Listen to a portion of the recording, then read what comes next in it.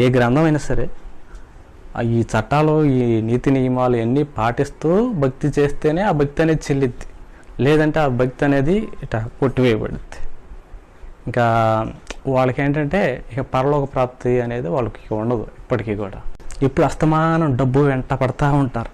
డబ్బు డబ్బు డబ్బు డబ్బు, పేరు ప్రఖ్యాతల కోసం. అవసరానికి డబ్బు సంపాదిస్తున్నారంటే అది ఓకే దేవుడి దృష్టికి, కానీ పేరు ప్రతిష్ట కోసం, గొప్పల కోసం, ఏదైనా అధికారం కోసం, మన స్వార్థం కోసం కానీ డబ్బు సంపాదించాలి అని ఆశ ఉండటం చాలా పాపం దేవుడి దృష్టిలో నేరం. అది మన స్వార్థ కోరికల కోసం, మన కోసం ఏదైనా ఒక మంచి పదవి ఎందుకు కావాలరా అంటే గొప్పగా ఉండాలిగా. గొప్పగా ఉండటం కోసం పదవులు, సోమెప్పు కోసం. దాన్ని బైబిల్ ఏమని చెప్తుందంటే డాంబికులు